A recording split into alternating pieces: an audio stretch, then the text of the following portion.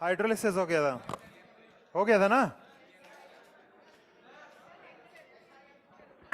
Halogen family में कहां तक चल रहा था, क्या पढ़ लिया हम लोगों ने हाइड्रोलिसिस के बाद? पहले कहां तक पढ़ा था? ऑक्स नहीं नहीं नहीं, पी ब्लॉक चल रहा है ना यहाँ पे। हाँ बोलो, तुम बोलो क्या कह रहे हो। एक मिनट रुको दो। हाँ बोलना।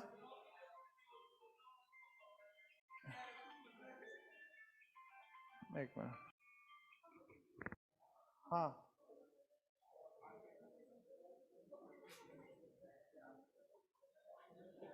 हाँ, भेज ही देना लेकिन 1 घंटे के बाद, है ना। हाँ ठीक है, घर ही दे देना फिर, है ना। ठीक है ठीक है ठीक है। हाँ, 1 मिनट चुप रहो तो यार, क्या बोल रहे हैं सुनने तो दो। हाँ, ArF2, क्रिप्टॉन फ्लोराइड क्यों बन रहा है? जैसे जिंक फ्लोराइड बन रहा है। इसमें भी तो होता है वीकेंड डी ऑर्बिटल, इसका भी तो साइज बड़ा होता है। सेम रीजन है, हाँ। हाँ हाँ, सेम रीजन है। हाँ और बोलो।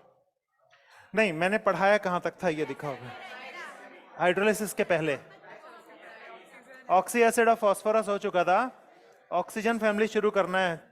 ऑक्सीजन फैमिली में ना, देखो सबसे पहले जो आपको आपकी शीट मिली है ना, उस शीट में से ऑक्सीजन फैमिली में जो शीट मिली है वो पढ़ लेना।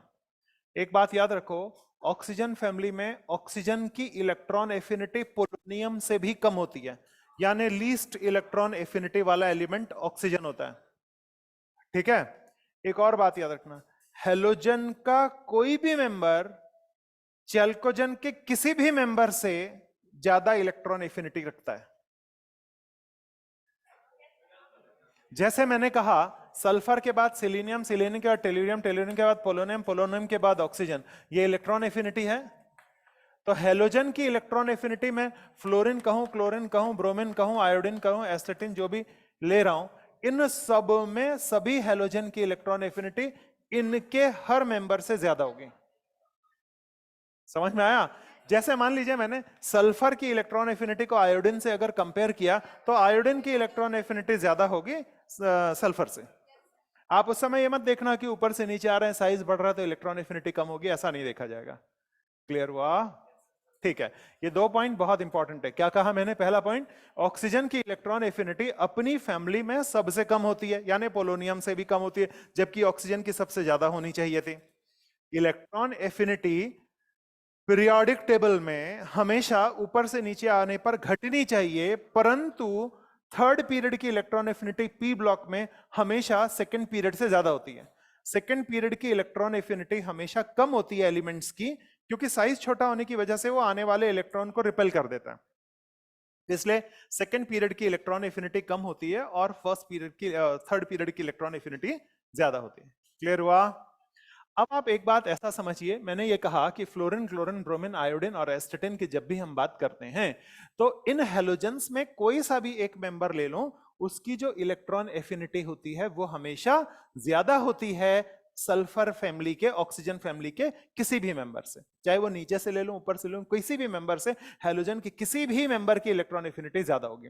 यानी ऑक्सीजन का कंपैरिजन फ्लोरीन से करूं तो फ्लोरीन की ज्यादा होगी, क्लोरीन, ब्रोमीन, आयोडीन किसी से भी हेलोजन ही ज्यादा होगा। राइट? दूसरा पॉइंट, ये बहुत इंपॉर्टेंट 2 पॉइंट थे। हमको इसमें पढ़ना होता है ऑक्सीजन। ऑक्सीजन के जो टाइप्स होते हैं, ऑक्साइड्स होते हैं, वो मैंने आपको नोट्स में लिख के दिया हुआ है। नॉर्मल ऑक्साइड, पर ऑक्साइड, सुपर ऑक्साइड, हो गया सबका। सिर्फ इसमें बचता है अब सल्फर, और सल्फर में भी बचा है सल्फ्यूरिक एसिड। सल्फ्यूरिक एसिड बहुत इंपॉर्टेंट है, उसमें भी कॉन्टैक्ट चैम्बर मेथड, तो उसी पर हिट करेंगे, वही पढ़ाएंगे। तो उसको अच्छे से पढ़ लेना, कॉन्टैक्ट चैम्बर मेथड अभी जो मैं सिखाने वाला हूं आपको वो सीखेंगे आप। उसके बाद हम लोग पढ़ते हैं हेलोजेंस। हेलोजेंस में उतरेंगे, आज ही करेंगे कंप्लीट, ताकि हेलोजन भी कंप्लीट हो जाए। तो आज हम आपका पी ब्लॉक खत्म करेंगे, ताकि आपके पास रिवीजन के लिए टाइम मिल जाए, या फिर जो आपके क्वेरीज और क्वेश्चंस हैं वो कर पाए। आपका जो डाउट था हो गया, आपका पूछ लिया आपने, ठीक है। Now come to the sulphur. Contact chamber method is the most important part of the sulphuric acid. जो भी सल्फ्यूरिक एसिड का चैप्टर है, सल्फ्यूरिक एसिड या जो भी आप ये कह लीजिए ऑक्सीजन फैमिली, उसमें सबसे important part contact chamber method है, उसको पढ़ रहे हैं हम यहाँ पे। ये वॉशिंग चैम्बर है, ये डिहाइड्रेटिंग चैम्बर है, ये आर्सेनिक प्यूरिफायर है, ये टेस्ट बॉक्स है और ये कॉन्टैक्ट चैम्बर है। और इसके बाद ये है आपके पास ऐसा एसिडिफाइंग चैम्बर।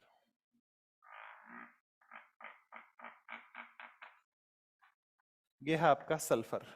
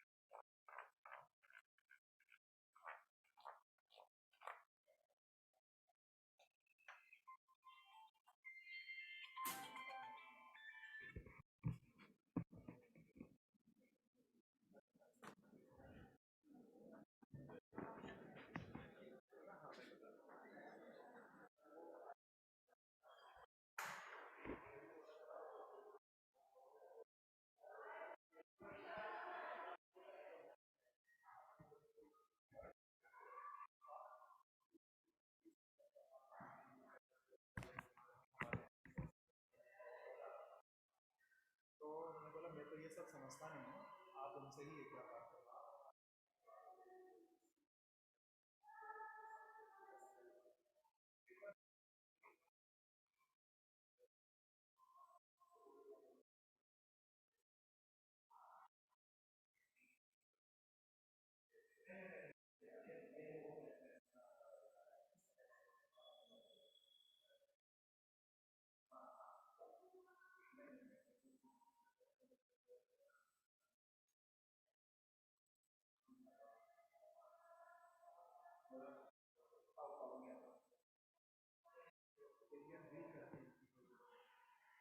इसकी एक ब्रांच वो अमल करवा रहे थे।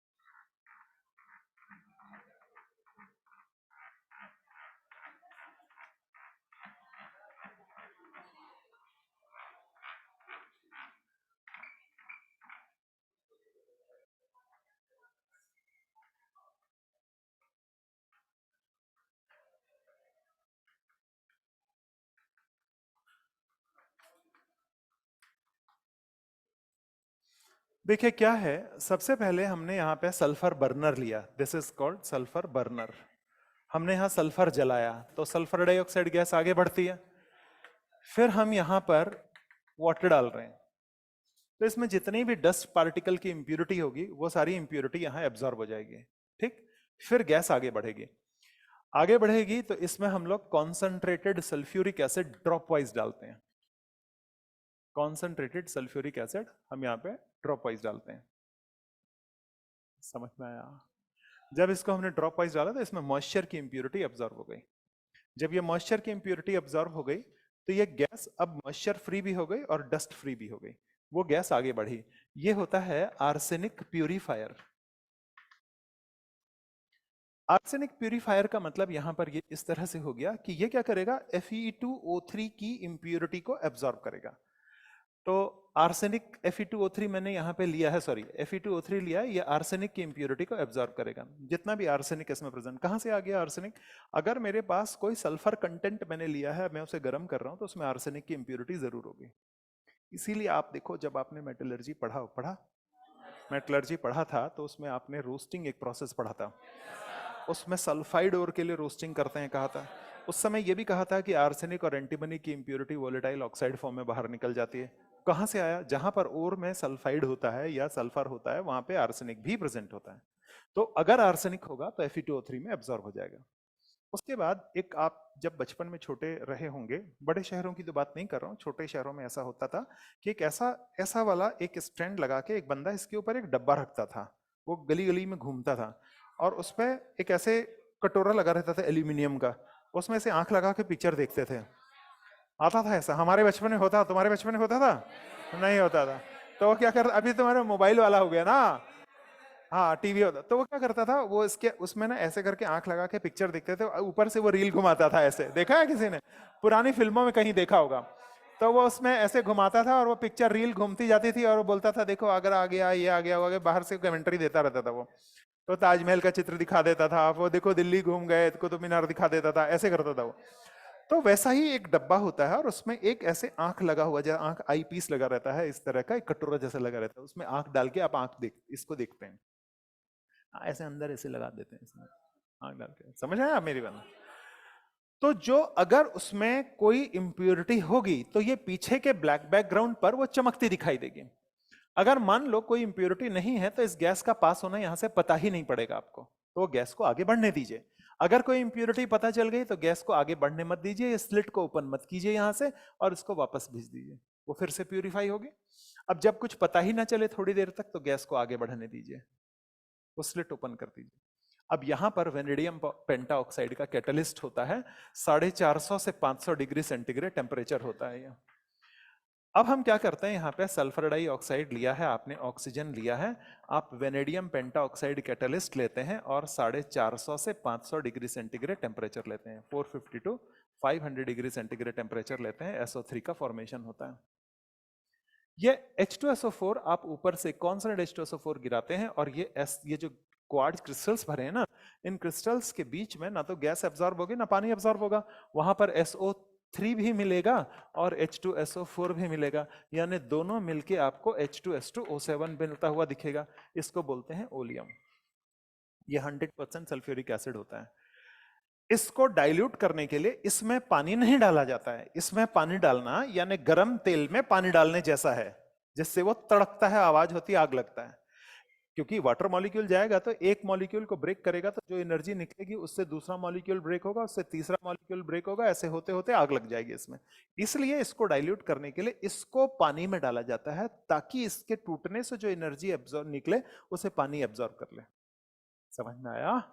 तो इसको ओलियम से डाइल्यूट सल्फ्यूरिक एसिड बनाने के लिए ओलियम को पानी में डाला जाता है, न कि पानी ओलियम में डाला जाता है। क्वेश्चन पूछा जाता है, नोट कर लीजिए इसे।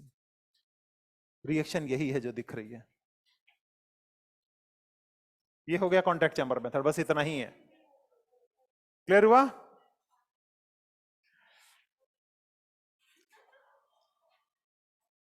और तो कुछ इसमें, पानी में ओलियम डालेंगे, पानी में ओलियम डालेंगे, पानी ओलियम में नहीं डालेंगे, पानी में ओलियम डालेंगे। देखो हिंदी कितनी बढ़िया है, समझ में आया?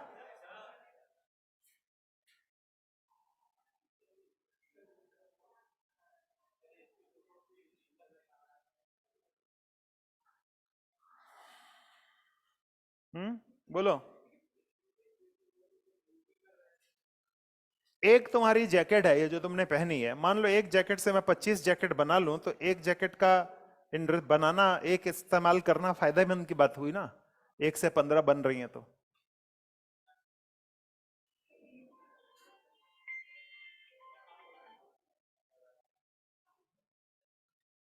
हो गया।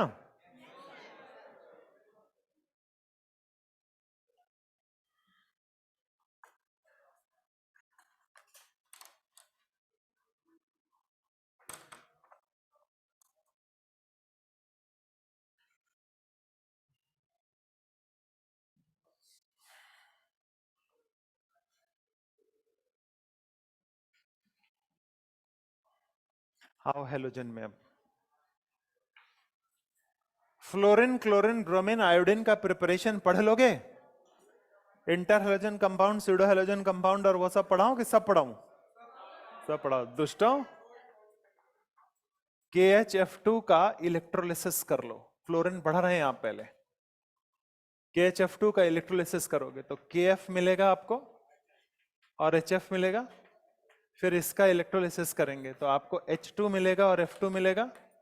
F2 ऐसे चला गया और H2 ऐसे चला गया। तो ये आपका आ गया कैथोड पर और ये आपका आ गया एनोड पर। एक कैथोड पर आ गया और एक एनोड पर आ गया। समझ में आया? अब आप सोचो KHF2 का आपने इलेक्ट्रोलिसिस कर लिया तो आपको ये तो मिल गया। ये तो हो गया इससे रिलेटेड पॉइंट। मोइसान प्रोसेस है ये। KHF2 के इलेक्ट्रोलिसिस से आपको फ्लोरीन मिलता है। क्लियर हुआ? अब आप क्या करने वाले? हाँ बोलो। बोलो बोलो। पढ़ना है क्या ओजोन भी? कितने गंदे लोग हो। उसमें लिख के दिया वो पढ़ लेना रे। ओजोन में कुछ नहीं है पढ़ने जैसा। ओजोन का साइलेंट ऑक्सीजन को साइलेंट इलेक्ट्रिक डिस्चार्ज में पास करने से ओजोन में कन्वर्जन होता है। ओजोन टूट के O2 और O देता है, O से सब ऑक्सीडेशन होता है जैसा होता आया है। ओजोन को मरकरी में पास करते हैं तो मरकरी का मेनिस्कस कॉन्वेक्स से कॉनकेव हो जाता है। इस फिनोमेना को टेलिंग ऑफ मरकरी बोलते हैं। ओजोन का बेस्ट एब्जॉर्बर टर्पेंटाइन ऑयल है। लिख के दिया मैंने। बस इतनी ही बातें पढ़ लेना। क्या क्या बातें हैं? ऑक्सीजन को इलेक्ट्रिक डिस्चार्ज करते हैं जिसको बोलते हैं साइलेंट इलेक्ट्रिक डिस्चार्ज। बात नहीं करो रे, चलो भैया। ऑक्सीजन का साइलेंट इलेक्ट्रिक डिस्चार्ज करने से ओजोन मिलता है। ओजोन टूटता है तो O2 और O मिलता है। उस O से ऑक्सीडेशन होता है। किसको ऑक्सीडाइज करेगा? NaNO2 को NaNO3 में, Na3ASO3 को Na3ASO4 में, Cu2O को CuO में, अमोनिया को नाइट्रोजन में, HCl को क्लोरीन में ऑक्सीडाइज कर देता है। ऐसे बहुत सारा करेगा। सल्फाइड को सल्फेट में कन्वर्ट कर देगा, सल्फाइड को सल्फेट में कन्वर्ट कर देगा, सोडियम सल्फाइड को सोडियम सल्फेट में कन्वर्ट कर देगा। ऐसे ये सब ऑक्सीडाइज कर देगा ओजोन। मरकरी का मेनिस्कस जो कॉन्वेक्स होता है उसमें ओजोन गैस पास करूंगा तो वो मरकरी के मेनिस्कस को कॉनकेव कर देता है, यानी Hg2O बना देता है और दीवार के टेस्ट ट्यूब की दीवार में काले रंग का लेप लग जाता है जिसको कहते हैं tailing of mercury. Tailing of mercury is the test of mercury और टेस्ट ऑफ ओजोन।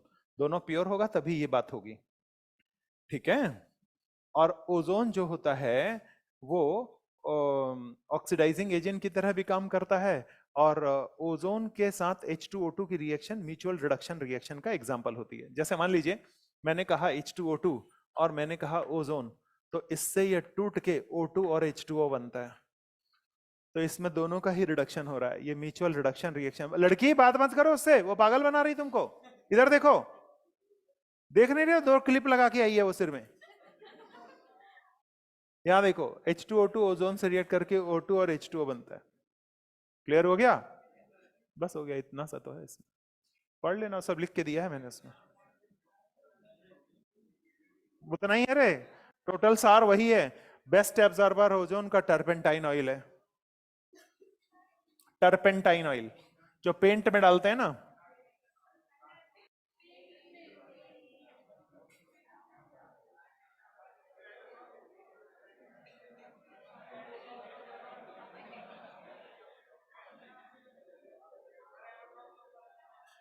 ये फ्लोरीन का प्रिपरेशन हो गया। अब आओ क्लोरीन का प्रिपरेशन। MnO2 में, हाँ हाँ, किसका? हाँ? उसमें लिखा है रे, पढ़ लो ना उसको। पढ़ लो रे उसको। Alpha sulphur, beta sulphur, gamma sulphur, plastic sulphur, milk of sulphur, वो लिखा है ना, वो सब एलोट्रोपिक फॉर्म में लिखा हुआ पढ़ो ना बे, कुछ तो करो। टीचर लिख लिख के दे रहा है तो कम से कम पढ़ तो लो उसको। पागल कहीं के, सभी के भरोसे बैठे हो कि सभी कुछ करके दे दे। ये मुझे तो याद है, तुम्हें कितना याद होगा? पढ़ोगे जब नहीं याद होगा। टेस्ट लूंगा अगली क्लास में।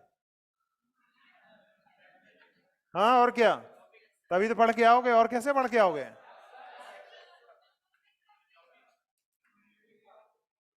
ऑक्सीजन फैमिली और हेलोजन फैमिली पर टेस्ट होगा अगली क्लास में। क्वेश्चन मैं पूछूंगा, मेरे को जो मर्जी करेगा, जितना तुम पढ़ सकते हो पढ़ लो, जहां जहां से पढ़ सकते हो पढ़ लो। ऑक्सीजन फैमिली और हेलोजन फैमिली पे मैं क्वेश्चन दूंगा, पढ़ के आना। मैंने तुमको नोट्स लिख के दिए हैं, वो नोट्स पढ़ के आओ। दोनों नोट्स दिए हैं, एनसीईआरटी का भी लिख के दिया है और अदर देन एनसीईआरटी जो पढ़ना है वो भी लिख के दिया है। सब पढ़ के आओ, तैयारी से आओ। आप तो अगली क्लास में ऑक्सीजन फैमिली और हेलोजन फैमिली का टेस्ट लूंगा, जितना जरूरी हो यहाँ पे पढ़ा रहा हूं मैं, या तो ये भी नहीं पढ़ाता वरना। देखो यहाँ पर MnO2 में HCl डाल दिया तो MnCl2 मिल गया, H2O मिल गया और Cl2 मिल गया। मैंने बताया था मैंगनीज और लेड के ऑक्साइड में यदि ऑक्सीजन का अमाउंट मेटल के अमाउंट से ज्यादा होता है तो ऑक्सीडाइजिंग एजेंट का काम करता है। पागल कहीं का, इतनी देर से पीछे बात कर रहा है, जैसे ही मेरे को देखा तो यस सर बोलने लगा।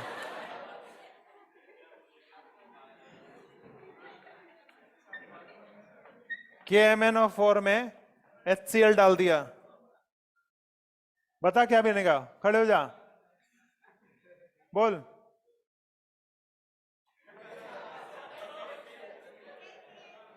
MnCl2 H और O होगा तो H2O मिलेगा प्लस Cl2 मिलेगा। समझ में आया? अब बैठ कहां गया, आजा। K2Cr2O7 में HCl डाल, बता। KCl मिल गया और CrCl3 मिल गया, H2O मिल गया और Cl2 मिल गया। ठीक है, एक और प्रोसेस होता है HCl का ऑक्सीडेशन करा दो in presence of CuCl2, catalyst है ये, हाँ या नहीं? तो तुमको क्या मिलेगा? H2O मिलेगा और Cl2 मिलेगा, हाँ या नहीं? इस प्रोसेस का नाम है डिकेन्स प्रोसेस। ये प्रोसेस है डिकेन्स प्रोसेस। इस प्रोसेस को हम लोग डिकेन्स प्रोसेस बोलते हैं। That process is known as Deacon's process. इसको हम डिकेन्स प्रोसेस बोलेंगे।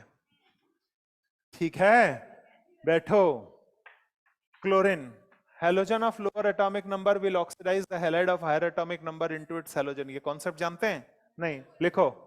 Halogen of lower atomic number properties में, आराम से आराम से, हाँ आराम से आराम से आराम से, हाँ हाँ आराम से लिखो, लिख लो, गलती हो गई, लिखो। ये पहले प्रिपरेशन लिख लो। क्लोरीन का प्रिपरेशन और फ्लोरीन का प्रिपरेशन आपने लिख लिया है। ब्रोमीन और आयोडीन का भी प्रिपरेशन लिखा दूं, फिर इकट्ठे प्रॉपर्टी बताऊंगा ना। कॉलम डाल के लिख रहे हो ना अलग अलग? क्या कैसे कर रहे हो, अलग अलग लिख रहे हो? चलो ठीक है, फिर ब्रोमीन का भी लिख लो प्रिपरेशन, सबका प्रिपरेशन, फिर प्रॉपर्टीज पढ़ेंगे। प्रॉपर्टीज नहीं पढ़ते हैं, आप प्रिपरेशन लिख लो पहले, ये सब लिख लो। प्रिपरेशन लिख लिया?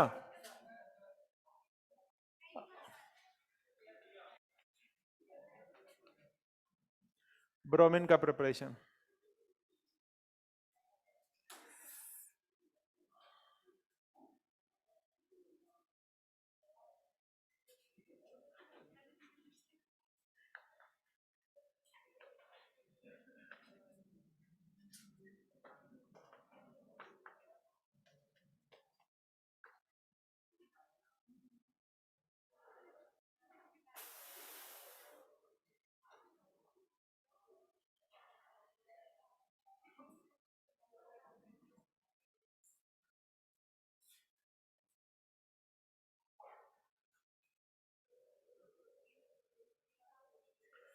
देखो यहां पे सोडियम ब्रोमाइड, सी वाटर कंटेन्स सोडियम ब्रोमाइड।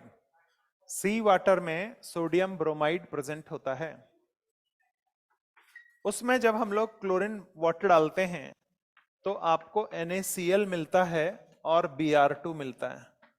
ये Br2 इम्प्योर हो सकता है, इसको हम लोग सोडियम कार्बोनेट में डालेंगे, सोडियम कार्बोनेट सॉल्यूशन में डालेंगे तो हमको मिलता है NaBr प्लस मिलता है NaBrO3 प्लस मिलता है CO2।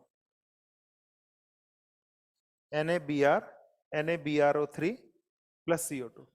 इस मिक्सचर में अब हम डालेंगे यहां पर H2SO4, तो वो मिलता है Na2SO4 plus H2O plus Br2।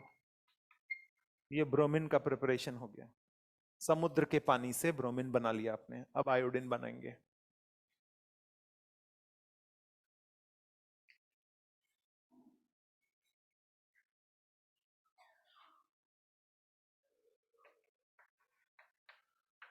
Bye seaweed, समुद्री घास जो होती है उसको बोलते हैं laminaria grass. Laminaria grass. Laminaria grass में आयोडाइड होता है। इस पे हम MnO2 और H2SO4 डालते हैं। इस तरह का कंटेनर होता है।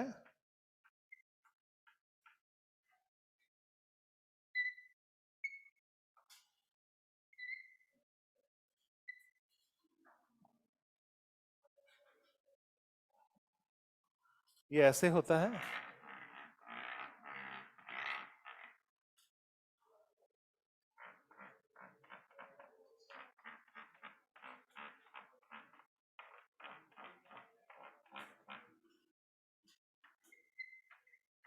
MnO2 है प्लस Ki है प्लस H2SO4 है, विल गेट हेयर आयोडीन।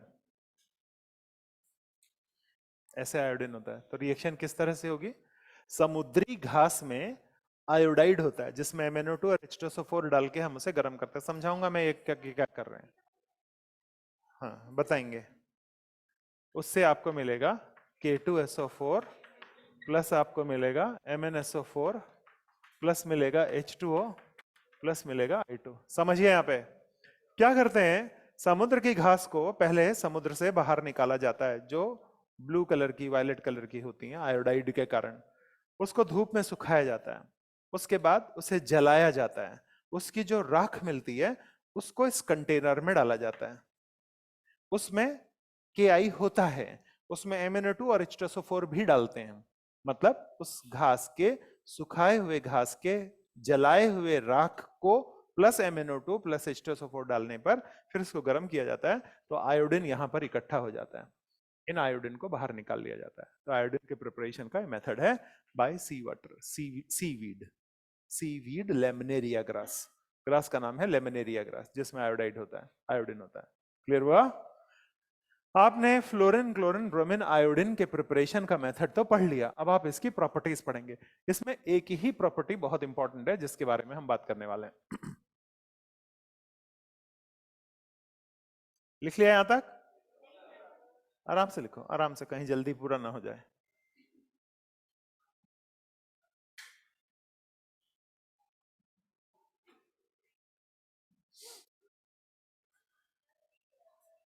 कुछ बुझा रहे हो? समझ में आ रहा है थोड़ा बहुत?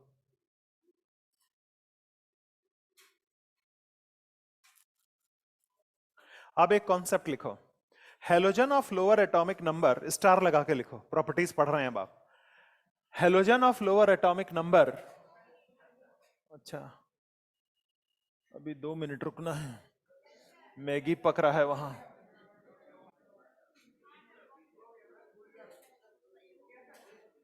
Halogen of lower atomic number, तो लिखा कि नहीं लड़की?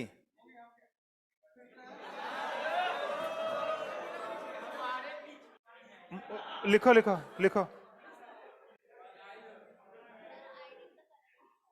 Violet, blue colour.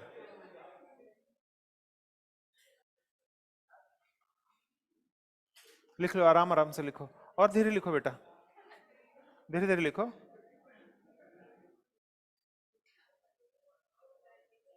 चार क्लिप लगा के आई हो आज, दिमाग तेज होता है।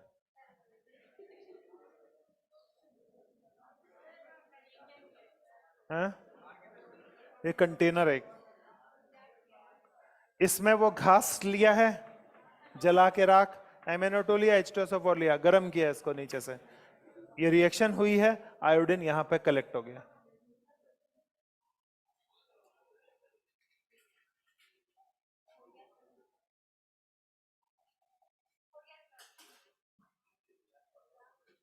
हाँ, एक कॉन्सेप्ट लिखो, halogen of lower atomic number, लिखो halogen of lower atomic number will oxidise, halogen of lower atomic number, halogen of lower atomic number will oxidise,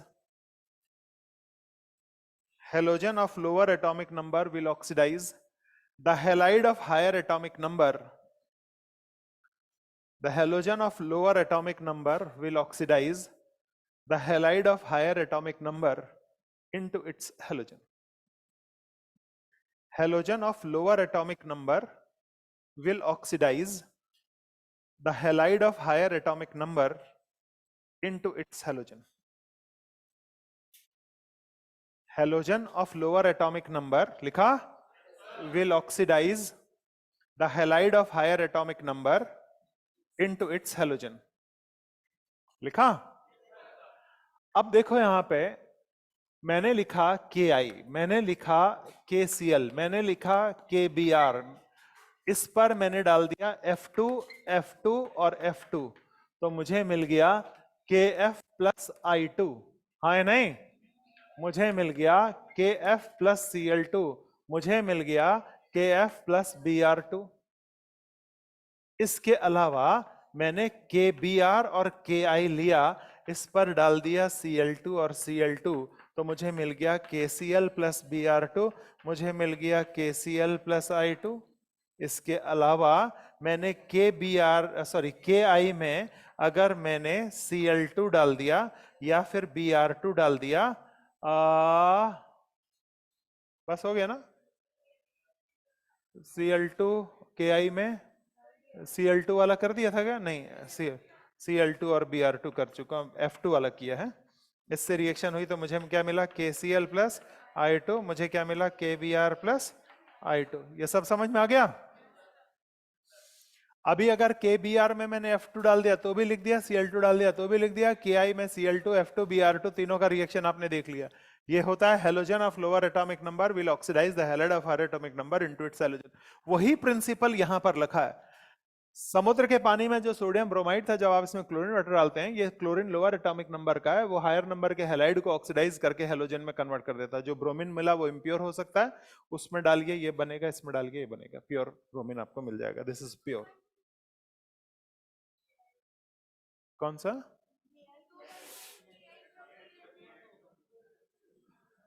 कहां पर?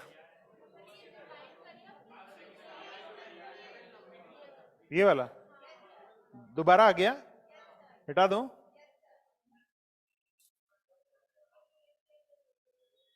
क्या लूं? KCl लूं? KCl लेके F2 तो ले लिया, यहां पे तो हो चुका है। KBr लेके F2 ले लिया है, KBr लेके Cl2 भी ले लिया है, Ki लेके Cl2 भी ले लिया है, F2 भी ले लिया है, Br2 भी ले लिया, सब हो गया। लिख लो, लिख लिया। इसके अलावा हेलोजन अगर आयोडीन क्लोरीन से रिएक्ट करता है तो ICl बनता है, जिसको बोलते हैं wages reagent, wages reagent which is used in fat analysis, used in fat analysis, which is used in fat analysis। इसको हम लोग फैट एनालिसिस में यूज करते हैं। इसमें हमको इसको हम लोग फैट एनालिसिस में यूज करते हैं। बात नहीं करो रे। WIJI', wages reagent fat analysis में यूज करते हैं। ना दिखता है, ना समझ पाते हो, ना सुन पा रहे हो।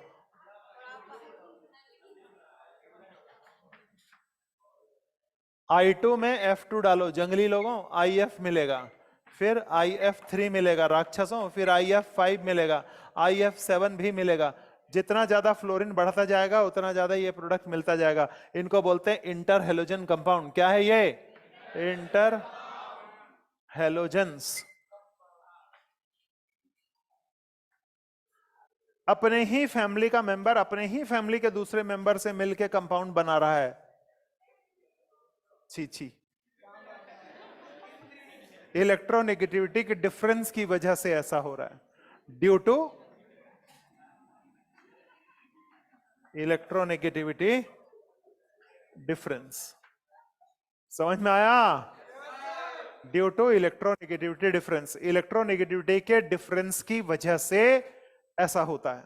IF, IF3, IF5, IF7।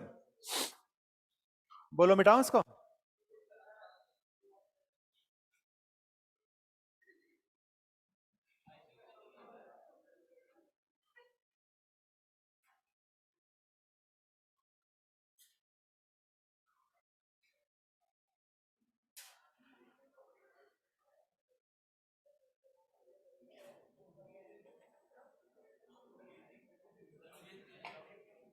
हैं? फैट एनालिसिस में यूज होता है, दूध का टेस्ट करते हैं इससे। हाँ, दूध का आर्टिफिशियल मिल्क बनाते कैसे हैं पता है आपको? 1 चम्मच तेल डालते, आप घर में बना सकते हो। 1 चम्मच तेल डालो, रिफाइंड ऑयल, और 1 शैम्पू का डालो, उसको खूब, हाँ जो शैम्पू होता है वो डालो, उसको खूब इस तरह से मैश करो, तो ऐसे रगड़ते रगड़ते वो सफेद झाग बन जाएगा। उसमें 1 चम्मच यूरिया डालो, इस सब का स्मेल खत्म हो जाएगा। फिर उसमें आधा कप दूध डालो और 3 गिलास पानी डालो, तो वो दूध हो जाएगा। अब उस दूध का दही भी जमेगा, चाय भी बनेगा, घी भी निकलेगा, और वो जो विजेस रिएजेंट से टेस्ट करोगे ना, तो फैट टेस्ट भी देगा क्योंकि आपने तेल डाला है उसमें, तो ये बहुत बढ़िया दूध होगा।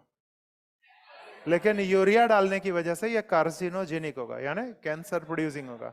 तो इसके एक ये जो, जैसे ऐसा आप सोचो, 100 करोड़ की आबादी है हमारे पास, कम से कम 80 करोड़ की आबादी जो है वो दूध का इस्तेमाल करती है, और गाय भैंसों की संख्या कितनी कम है, कहां से सबको दूध की आपूर्ति हो रही है? आप समझ रहे हो? हाँ, इसलिए ये सब दूध पीना बेकार है। क्या पता कौन सा दूध तुम्हें मिल रहा है। देखो, आंखें खोलना मेरा फर्ज है, न मानना तुम्हारा धर्म है।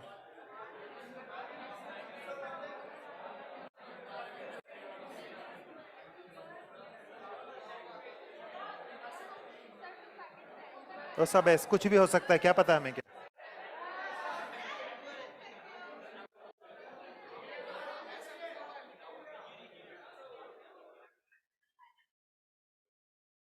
स्यूडो हेलोजन,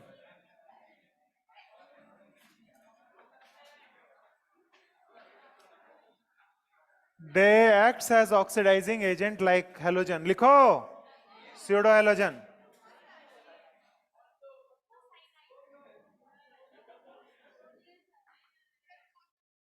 रुकिए सर, रुको सर, नहीं रुकिए सर, हिंदी तो सुधारो। अभी करेंगे।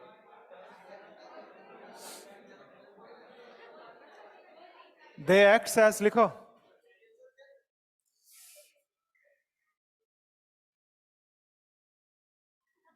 देख रहा हूं मैं तुमको, देख रहा हूं मैं बहुत। एक लड़की बात क्या कर ली तुमसे, तुम तो पागल ही हो गए हो। हाँ? मतलब वो टीचर का ही भूल गया।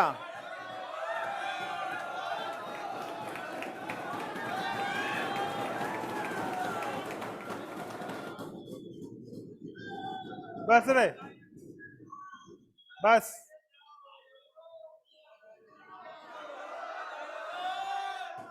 अब हो गया रे। क्या है, भाई बहन आपस में बात तो करते ही है।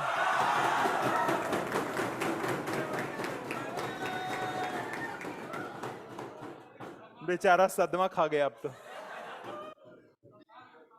संभालो, अब संभालो। देखो pseudo halogen, they acts as halogen. बेचारा थोड़ा बहुत खुश हुआ था, अब सिर ही पकड़ लिया। They acts as halogen, they acts as oxidizing agent like halogen, they acts as oxidizing agent like halogen, they acts as oxidizing agent like halogen, they acts as oxidizing agent like halogen,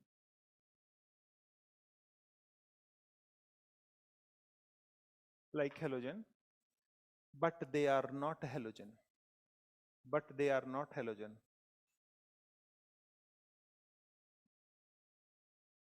One nitrogen atom must be present there. One nitrogen atom must be present in it. One nitrogen atom must be present in it. One nitrogen atom must be present in it. Cn minus, Nc minus, SCn minus.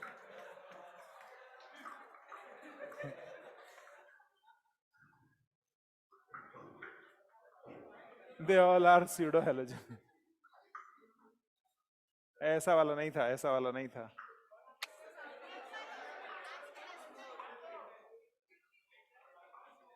लिख लिया. Pseudo halogen के बाद है अगला inter halogen भी हो गया, pseudo halogen भी हो गया.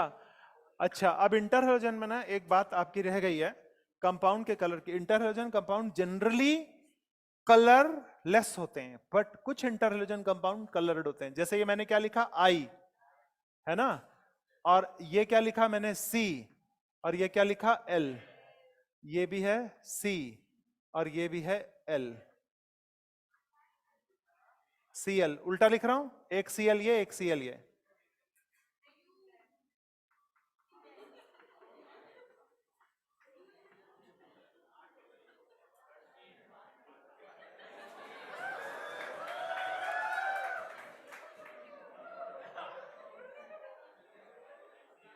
देखो इसमें दो बातें हैं.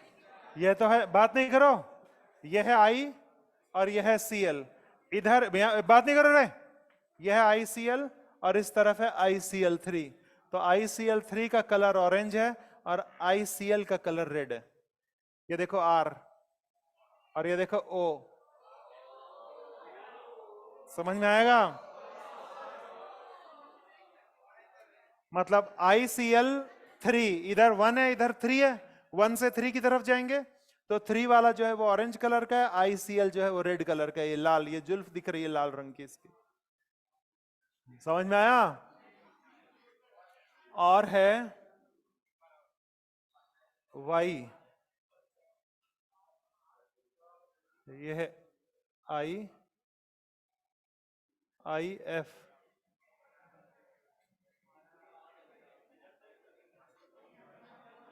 इसको मैं ऐसे करता हूं, IF.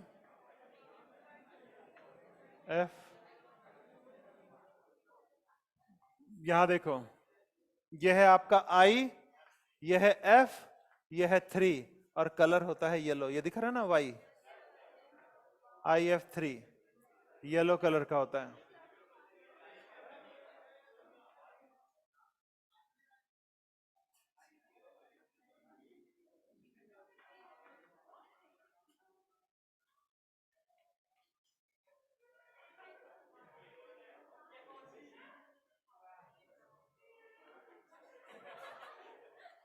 ये दिख रहा है ना?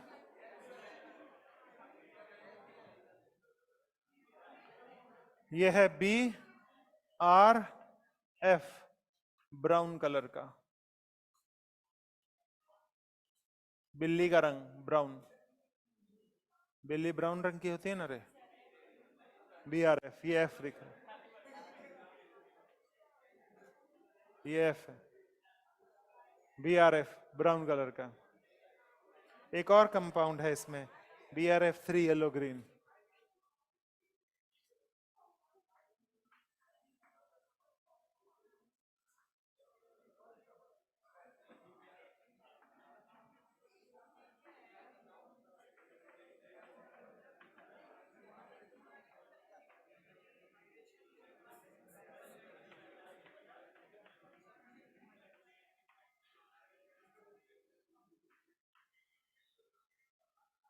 BRF3 येलो ग्रीन कलर का है. ये येलो है और ये ग्रीन है, ये है बी आर और ये है एफ, ये है 3, B R F 3 yellow green colour का है। ये अच्छा नहीं बन पाया, इसको आप ही याद रखो।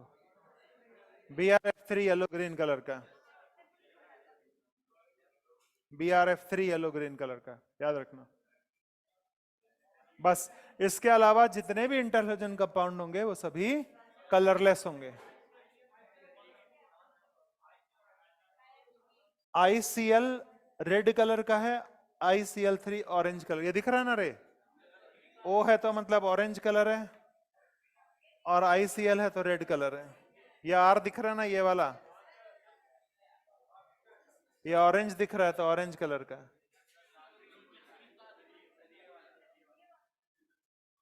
ये येलो कलर है और ये ग्रीन कलर है, ये येलो ग्रीन है और ये बी आर है, ये एफ है, ये 3 है, बी आर एफ 3 है। किसका? IBR, IBR ब्लैक होता है, हाँ IBR ब्लैक होता है, याद रख लेना बस, एक तो याद ही रख सकते हो। ऐसा नहीं, ऐसा,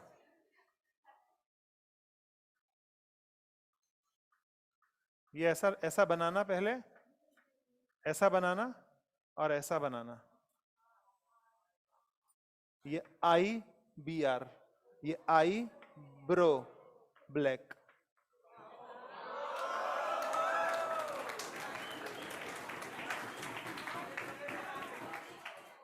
कितना दिमाग चलता है मेरा।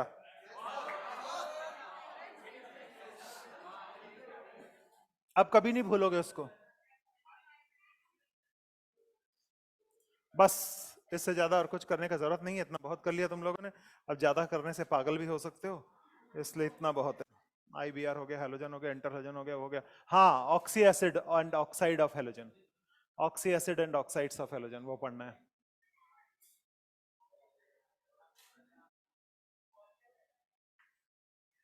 हाँ बता देता हूँ, पॉलीहेलाइड भी, रो मत, आई bro.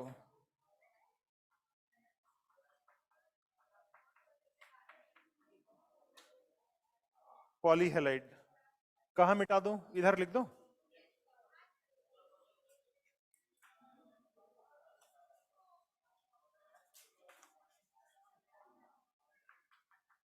I5 minus I7 minus I82 minus,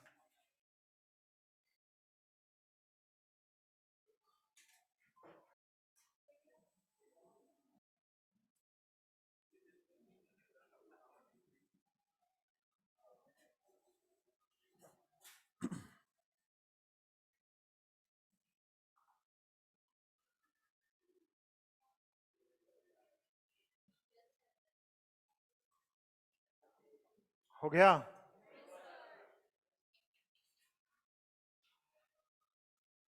अब एक बात और समझिए आप, बात नहीं करो। I5 minus I7 minus I82 minus, right, ये दिख रहा है आपको पॉलीहेलाइड। I5 minus I minus I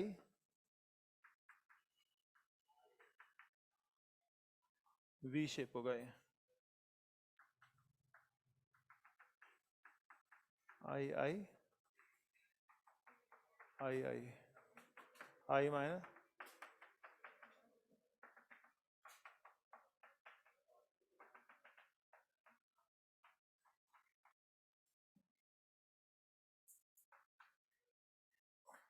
I7 minus I5 minus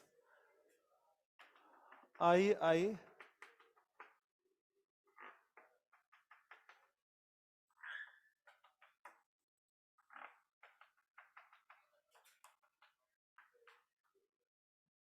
I5 minus I7 minus I82 minus, V shape, T shape, Z shape पूछा जाता है सवाल, क्यों हो रहा है ये?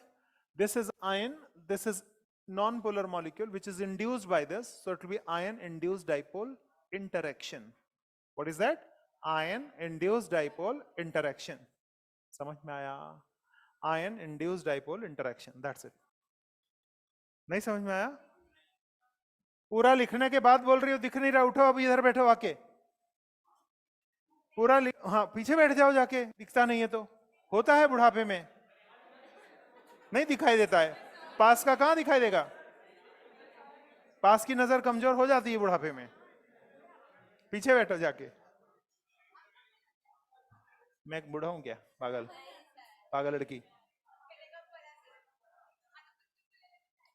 तुम्ही ने बोला आपको कम दिखाई देता क्या? बोला नहीं तुमने ऐसा?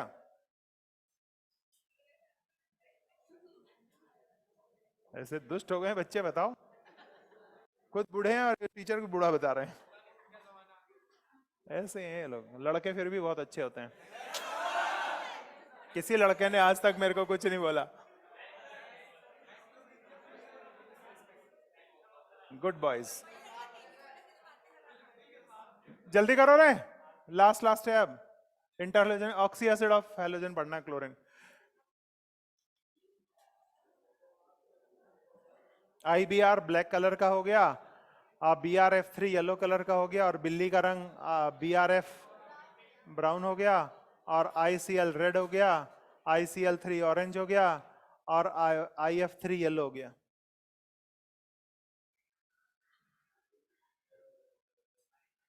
बढ़े आगे बच्चों, मिटाओ ऐसा, ये तो इधर तो मिटाने दो।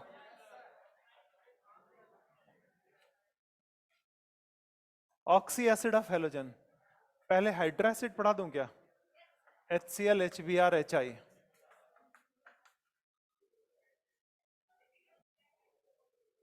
HCl के लिए NaCl में H2SO4 की रिएक्शन कराएंगे,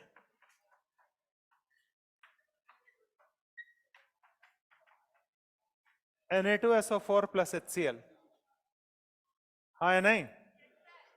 HBr में, HBr बनाने के लिए यदि NaBr में मैं H2SO4 की रिएक्शन कराता, तो ध्यान दो क्वेश्चन यही पूछा जाता है। इसकी रिएक्शन से मुझे मिलेगा Na2SO4 plus H2O plus Br2। HBr नहीं बन पाएगा क्योंकि H2SO4 उसे ऑक्सीडाइज कर देगा Br2 में। इसलिए मुझे इसको बनाने के लिए NaBr में वीक एसिड यानी H3PO4 लेना पड़ेगा, तब मुझे मिलेगा Na3PO4 प्लस HBr। सिमिलरली मुझे यहां आयोडीन में लेना पड़ेगा NaI plus H3PO4, that will give Na3PO4 plus HI। Clear हुआ? एक HCl, एक HBr और एक HI ऐसा मिलेगा। वीक एसिड लेना पड़ेगा, स्ट्रॉन्ग एसिड लेंगे तो आयोडाइड ब्रोमाइड को ऑक्सीडाइज करके आयोडीन और ब्रोमीन में कन्वर्ट कर देगा। क्लोरीन बेटर ऑक्सीडाइजर है, इसलिए वो यहां वहां पर ऐसा नहीं हो पाएगा। इसलिए वहां तो HCl मिल जाएगा, लेकिन बना हुआ HCl ऑक्सीडाइज हो जाएगा H2SO4 के प्रेजेंस में, या बना हुआ HI ऑक्सीडाइज हो जाएगा H2SO4 से। पॉलीहैलाइड्स हैं ये सब, वी शेप दिख तो रहा है। ये प्रिपरेशन हो गया इसका, ठीक है। क्लोरीन का साइज छोटा होता है ना, तो क्लोरीन तो बेटर ऑक्सीडाइजर होता है, तो वो उसको रिड्यूस नहीं होने देगा आगे, ऑक्सीडाइज नहीं होने देगा आगे। तो क्लोरीन का वहां पर HCl तो उससे H2SO4 से बन जाएगा, लेकिन यहां पर नहीं हो पाएगा। यहां Br2 में रिड्यूस हो जाएगा, I2 में रिड्यूस हो जाएगा, इसलिए वीक एसिड H3PO4 लेना पड़ेगा। क्वेश्चन पूछा जाता है आपसे ऐसा क्यों करते हैं, तो ऐसा इसलिए करते हैं। अब बचा है आपके पास oxy acid, HClO, HClO2, HClO3, HClO4 है। जिस ऑक्सी एसिड में चुप जाओ रे, जिस ऑक्सी एसिड में ऑक्सीडेशन स्टेट यदि 6 से ज्यादा होता है, 6 से ज्यादा होता है, उस ऑक्सी एसिड को पर इक कहा जाता है। परऑक्सो नहीं, पर इक। समझ में आया? जैसे मान लीजिए मैंने कहा H6XE H4XeO6, इसको बोलेंगे परजीनिक एसिड। 12 में से 4 चला गया, 8 हो गया, ऑक्सीडेशन स्टेट 8 आया, so that will be perxenic acid. समझ में आया? ऐसे ही मैंने कहा HClO4 ऑक्सीडेशन स्टेट आ गया 7, पर क्लोरिक एसिड, पर आयोडिक एसिड, पर ब्रोमिक एसिड, लाइक दैट। समझ में आया? 6 से ज्यादा होगा तो इक कहां तक आएगा हेलोजन में? +5 तक ही इक हो जाएगा। अगर मैंने इसको कहा हाइपोक्लोरस एसिड, उसको कहूंगा क्लोरस एसिड, उसको कहूंगा क्लोरिक एसिड, इसको कहूंगा परक्लोरिक एसिड। जितना ज्यादा ऑक्सीडेशन स्टेट होगा उतना ज्यादा एसिडिक नेचर होगा, हाँ या नहीं? एसिडिक नेचर ऐसा बढ़ेगा। अगर मैं ऑक्सीडाइजिंग प्रॉपर्टी के बारे में बात करूं तो वो ऐसा बढ़ेगा। जितना ऑक्सीडेशन स्टेट कम होगा उतना बॉन्डिंग वीक होगी, उतना आसानी से ऑक्सीजन अपना छोड़ सकता है, दूसरे को ऑक्सीडाइज कर सकता है, ऑक्सीडाइजिंग नेचर उतना ज्यादा होगा। HClO is better oxidiser than HClO4। Clear हुआ? हाइब्रिडाइजेशन की अगर बात करूं तो कर ही लोगे, लोन पेयर की बात करूं तो कर ही लोगे, स्ट्रक्चर की बात करूं तो कर ही लोगे। ठीक है, नोट कर लीजिए इतना, ये पूछा जाता है आपसे।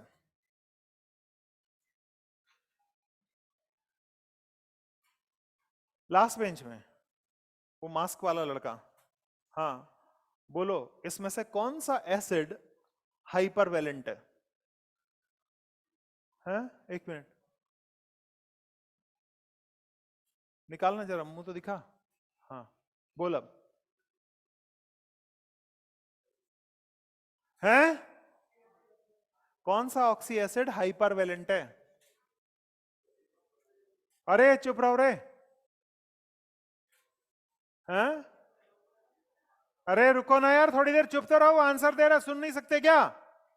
बोल। HClO2। क्यों? क्यों? हाइपरवेलेंट का मतलब समझता है? जिसमें इलेक्ट्रॉन की संख्या 8 से ज्यादा हो जाए। ये क्लोरीन को अगर मैं ले रहा हूं यहां पर तो ये OH आ गया, और ये दूसरा ऑक्सीजन है तो डबल बॉन्ड से जुड़ गया, 3 बॉन्ड हो गया, 4 5 और 1 6 7, ये हो गया 8 तो यही पूरा हो गया था, 2 और आ गया तो 10 हो गया, तो हाइपरवेलेंट नहीं हुआ ये? 8 से ज्यादा इलेक्ट्रॉन हुए ना। और इस वाले केस में ये वाला एक और इलेक्ट्रॉन आ गया, ये भी हाइपरवेलेंट हो गया। इस वाले केस में ये और आ गया, ये भी हाइपरवेलेंट हो गया। जबकि Cl वाले में सिर्फ यही था HOCl, ये हाइपरवेलेंट नहीं था, बाकी सभी हाइपरवेलेंट है। नहीं समझ में आया? बैठ जाओ, सारे ही हुए HClO को छोड़कर। हाँ बोलो। हाँ +7 है, सबसे ज्यादा एसिडिक नेचर का होगा। क्यों? उससे क्या फर्क पड़ता है? खुद रिड्यूस होगा, दूसरे को ऑक्सीडाइज करेगा, है ना? जिसका कॉन्जुगेट बेस जितना ज्यादा एसिडिक होगा उतना ज्यादा वो स्टेबल एसिड होगा। वो स्टेबल एसिड हो गया, सबसे ज्यादा स्टेबल एसिड हुआ वो। हाँ या नहीं? स्टेबल एसिड हुआ तो अपने में से H+ को रिलीज करेगा कि नहीं करेगा? O+ को देगा कि नहीं देगा? नहीं देगा ना। H+ देगा ना, वो तो नहीं दे सकता। तो ऑक्सीडाइजिंग एजेंट कौन कौन होगा? जो अपने में से O दे पाएगा वही तो ऑक्सीडाइजिंग एजेंट होगा। तो कौन दे पाएगा? HClO वाला दे पाएगा, तो ये ऑक्सीडाइजिंग एजेंट सबसे ज्यादा HClO हुआ। हाँ ठीक, दिस इज ऑल अबाउट इसके बारे में। एक और बात करते हैं हम लोग ब्लीचिंग पाउडर के बारे में। मिटाऊं मैं इसको?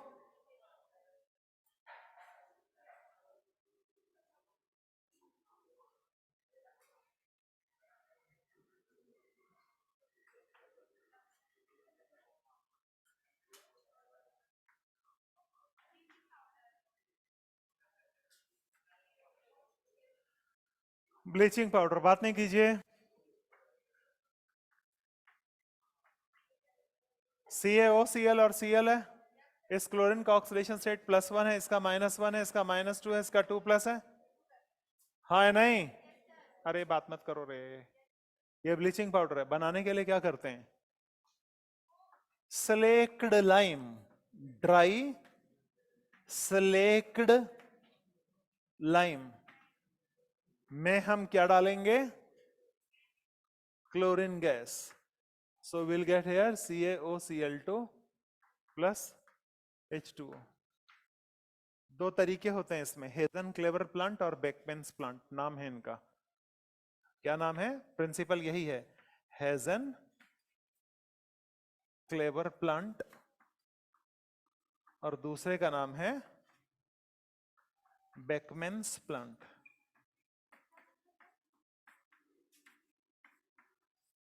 हेजन clever plant and Beckmann's plant, हाँ इसी को बोलते हैं। दो तरीके हैं, मतलब दो अलग अलग प्लांट हैं, ये मैथ प्रिंसिपल यही होगा, उसके अंदर रिएक्शन यही होगी, राइट। आप नाम याद रख लीजिएगा, कभी क्वेश्चन आ जाए तो याद रखिएगा, ये दोनों मेथड ब्लीचिंग पाउडर के लिए है। हेजन क्लेवर प्लांट और बेकमेंस प्लांट ब्लीचिंग पाउडर के लिए होता है। परसेंटेज अवेलेबल क्लोरीन, क्या होता है परसेंटेज अवेलेबल क्लोरीन? क्या होता है percentage available chlorine? Bleaching powder में H2SO4 या फिर कोई भी एसिड या फिर एसिडिक ऑक्साइड रिएक्ट करता है तो CaSO4 plus H2O plus Cl2 देता है। ये जो Cl2 है ये Ki से रिएक्ट करता है तो KCl प्लस I2 देता है, रिएक्शन आप जानते हैं। और I2 की मैं हाइपो के साथ रिएक्शन कराता हूं Na2H2O3 के साथ। बहुत इंपॉर्टेंट है, बहुत ज्यादा इंपॉर्टेंट है, बहुत ही ज्यादा इंपॉर्टेंट है ये रिएक्शन, ऐसे ऐसे करके कर लेना। ये आपको मिलेगा Na2S4O6 प्लस NaI, हाँ या नहीं? कितने हेलोजन रिप्लेस हुए हैं, कितना आयोडीन मिला है, कितना हाइपो यूटिलाइज हुआ, उससे पता चल सकता है। N1V1 is equal to N2V2 is equal to N3V3 करके हाइपो पता पड़ गया तो आयोडीन पता पड़ गया तो Cl2 पता पड़ जाएगा। हाँ दिखेगा कैसे? अब दिख रहा? ये देखो, समझ में आया? तो इससे कितना हाइपो इस्तेमाल हुआ उससे ये पता चलेगा कितना आयोडीन रिलीज हुआ, कितना आयोडीन रिलीज हुआ उससे ये पता चलेगा कि कितना क्लोरीन रिलीज हुआ था। अगर मान लीजिए मेरे को ब्लीचिंग पाउडर का अमाउंट पता है कि 40 ग्राम मैंने लिया था तो उसमें से कितना क्लोरीन इवॉल्व हुआ, ये समझ में आया। तो 100 ग्राम लेता तो कितना इवॉल्व होता, ये परसेंटेज निकल जाता, उसको बोलते हैं परसेंटेज अवेलेबल क्लोरीन। परंतु किसी भी ब्लीचिंग पाउडर को एटमॉस्फेयर में जब हम खुला छोड़ देते हैं तो it will break into CaClO3 twice और CaCl2 और बस इसमें टूट जाता है। तो ब्लीचिंग पाउडर 100% ब्लीचिंग पाउडर ही नहीं है, इसलिए परसेंटेज अवेलेबल क्लोरीन कभी भी 40% से ज्यादा नहीं हो सकता, नॉट मोर देन 40%, यानी 40% से कम ही होगा। समझ में आया? क्योंकि ब्लीचिंग पाउडर ही नहीं है 40% से ज्यादा। ब्लीचिंग पाउडर टूट के वो कैल्शियम क्लोरेट और क्लोरीन CaCl2 में कन्वर्ट हो गया है। Bleaching powder 100% bleaching powder.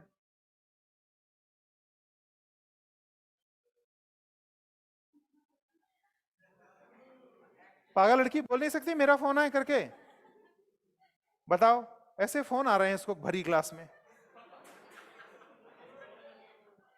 हाँ, और मैं अपना फोन देख रहा हूँ कि कौन बोल रहा है ये, अचानक से कान, और अपना फोन दबा के चुपचाप बैठी हुए और घड़ी मिला रही है, देखो उससे देख के।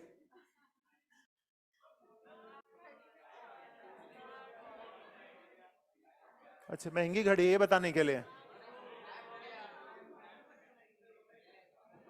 बस रे, हो गया? यहां तक समझ में आया सबको? एक और बात, दो बातें और इंपॉर्टेंट हैं। मैंने आपको ये बताया, यह नोट कर लिया ये वाला आपने? Phosphorus sulphur chlorine bromine iodine are disproportionated by alkali, ये सिखाया था। जल्दी इसको लिखो, फिर मैं सिखाता हूं एक बात और, आराम से। 2 मिनट नहीं रे, पूरा लिखने तक लिखो। हाँ बताइए, ये बताइए, बताइए, होता है बड़ों के लिए।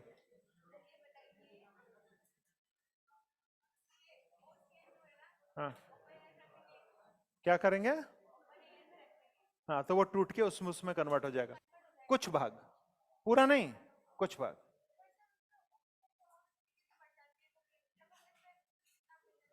बैलेंस करो ना रिएक्शन, कितने मॉलिक्यूल से कितना मॉलिक्यूल बनेगा, बैलेंस कर।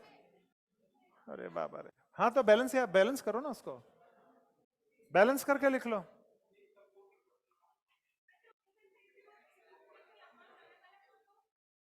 कैसे बात कर यार, कितने मॉलिक्यूल से उतना बन रहा है, ये तो तुम बैलेंस कर सकती हो ना, तो कर लो ना, क्या दिक्कत है। एक से थोड़ी उतना ज्यादा बन रहा है, कितने मॉलिक्यूल लोगे उससे टूट के उतना बनेगा। रिएक्टेंट और प्रोडक्ट बराबर बराबर होने चाहिए ना, तो जितना लोगी उतना ही तो बनेगा। बैलेंस कर लो, रिएक्शन बैलेंस नहीं है तो पूरा पी ब्लॉक खत्म होने को आया, अब ये बात समझ आई कि रिएक्शन बैलेंस ऐसे होती है। ये लोग तो ऐसे ही हैं, तुम जितना समझे उतना थोड़ी ये लोग समझे होंगे, तुम तो बहुत इंटेलिजेंट हो। अब मैं एक पॉइंट लिखाने वाला हूं, लिखो रे, पॉइंट लिखो। फॉस्फोरस, हाँ बोलो, कहां दर्द उठा,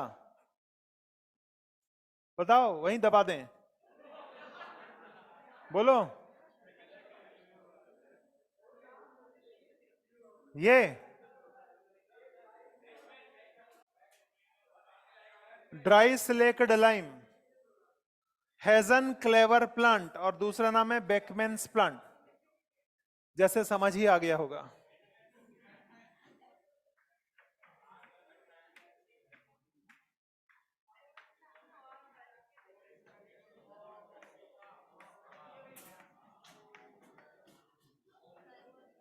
अब दिख रहा है, लौकता।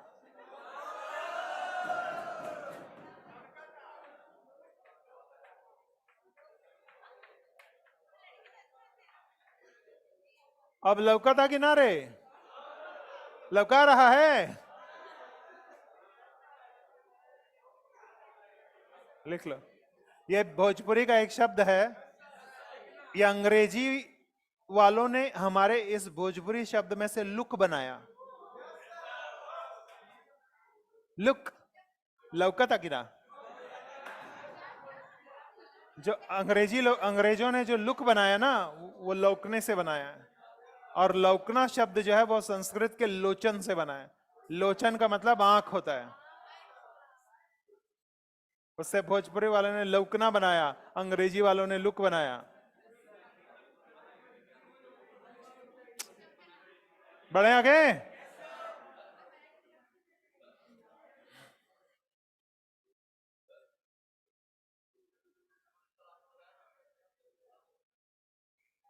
खड़े हो और जोर जोर से बोलो, जो बोल रहे हो सुनाई नहीं दे रहा है। हाँ हाँ, क्वेश्चन ऐसा पूछेगा, परसेंटेज अवेलेबल क्लोरीन का मतलब ये हुआ कि मैंने ब्लीचिंग पाउडर पर एसिड की रिएक्शन का, कोई सा भी एसिड ले लूंगा, एस्टिक एसिड ले लूं, HCl ले लूं, H2SO4 ले लूं, HNO3 ले लूं, CO2 ले लूं, SO2 ले लूं, कोई P2O5 ले लूं, व्हाटएवर, कोई भी एसिडिक ऑक्साइड या एसिड ले लूं, तो जो क्लोरीन इवॉल्व होगा उसका परसेंटेज कितना है ये जानने के लिए, अगर मैं वो जान पाया तो उसे परसेंटेज अवेलेबल क्लोरीन कहते हैं। उसको जानने के लिए मुझे पहले उसकी KI से रिएक्शन करा के आयोडीन निकलवाना पड़ेगा, आयोडीन के हाइपो से रिएक्शन करवाऊंगा, फिर मुझे ये रिएक्शन मिलेगी। कितना हाइपो इस्तेमाल हुआ है उससे ये पता चलेगा कितनी आयोडीन रिलीज हो रही होगी, कितनी क्लोरीन रिलीज हो रही होगी। ब्लीचिंग पाउडर की मात्रा मुझे पता है, मान लो मैंने 50 ग्राम ब्लीचिंग पाउडर लिया, उसमें से इतना क्लोरीन निकल रहा है, तो 100 में से कितना क्लोरीन निकलेगा, जब ये ज्ञात कर लोगे वो परसेंटेज अवेलेबल क्लोरीन होगा।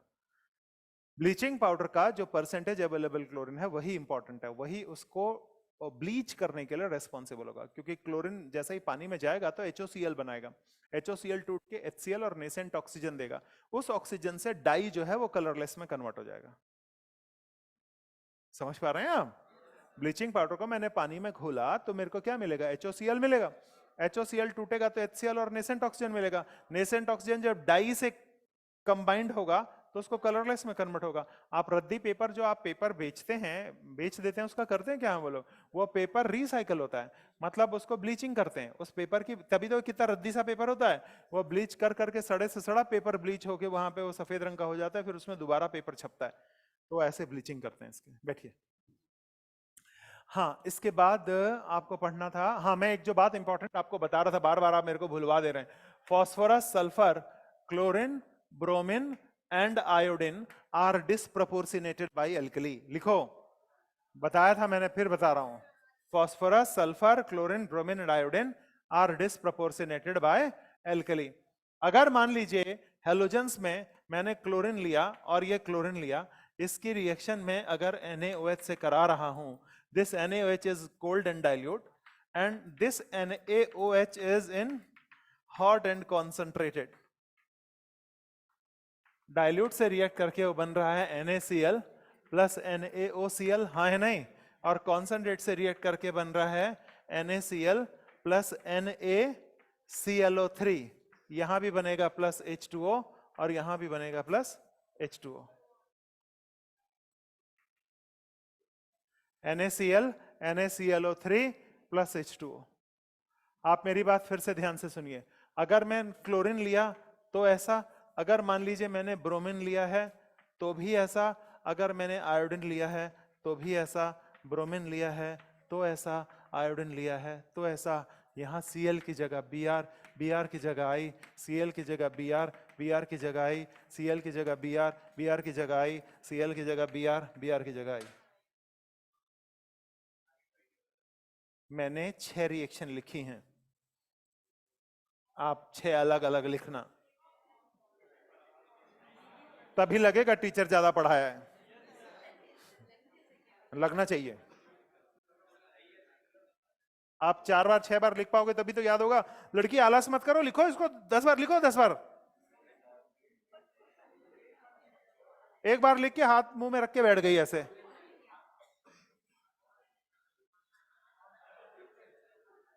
कस के चोटी बांधने से थोड़ी ना आएगा, लिखना पड़ेगा।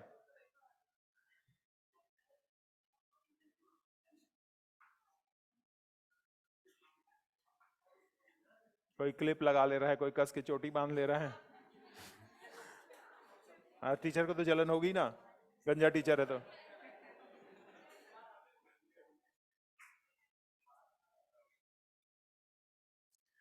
और इस तरह से ये P ब्लॉक कंप्लीट हो गया।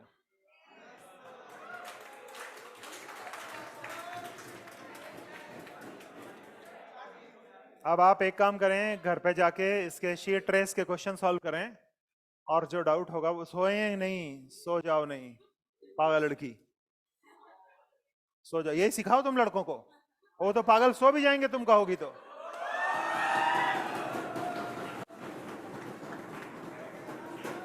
भरोसा मत करना, ये लोग पढ़ रही होंगे, तुम लोग सो जाओगे। तो सुनो, अब घर जाके आप बोरॉन फैमिली से लेके जीरो ग्रुप तक के सारे क्वेश्चन सॉल्व करोगे, और अगली क्लास में कोई उसमें से डाउट रहेगा तो पूछोगे, ठीक? सारे, यस, हाँ वैसे ही करो, वैसे ही कर लेना। सारे के आंसर टिक कर लेना पहले, सही स्टेटमेंट पढ़ना और सही ऑप्शन ही पढ़ना, गलत ऑप्शन पढ़ना भी मत। अगर सुनो, क्वेश्चन आएगा कभी ये लगेगा कि ये क्वेश्चन कहीं पढ़ा था, तो सही ऑप्शन में ही नजर पड़ेगी। चारों ऑप्शन अगर पढ़ लिया आपने, तो क्वेश्चन पढ़ के अगर लगेगा कि ये कहीं पढ़ा था, तो चारों ऑप्शन देख के भी लगेगा कि ये भी पढ़े थे। फिर क्या करोगे? अभी इस समय नंबर लाने के लिए जुगत लगाओ, यानी आज स्टेटमेंट पढ़ो और सही ऑप्शन ही पढ़ो। हाँ बोलो, हैं? सॉल्ट एनालिसिस शुरू करना चाहिए वैसे, सॉल्ट एनालिसिस।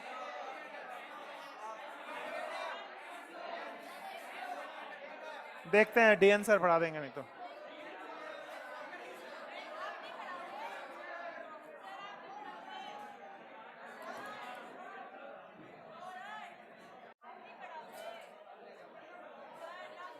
हाँ, सॉल्ट पढ़ाएंगे अब, मेरे ख्याल से तो सॉल्ट पढ़ना चाहिए। क्यों, टाइम हो गया क्या? बैठ, तो अभी तो आया था मैं, कहां से टाइम? 3 मिनट बचे हैं तो रुको अभी। आप बंद कर दो उसको। पी ब्लॉक के क्वेश्चन सॉल्व करके लाओगे? सुन लिया सबने? पी ब्लॉक के सभी क्वेश्चन सॉल्व करके लाओगे, और कोई डाउट होगा तो पूछ लोगे।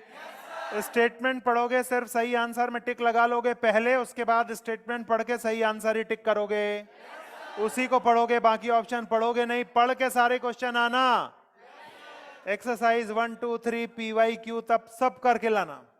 अगर उसमें कोई डाउट आएगा तो वो आप मुझसे पूछोगे, नहीं आएगा तो फिर हम सवाल करवाएंगे। हम पढ़ेंगे अगली क्लास में ऑक्सी एसिड ऑफ फास्फोरस, अगर मौका लगेगा तो कराएंगे।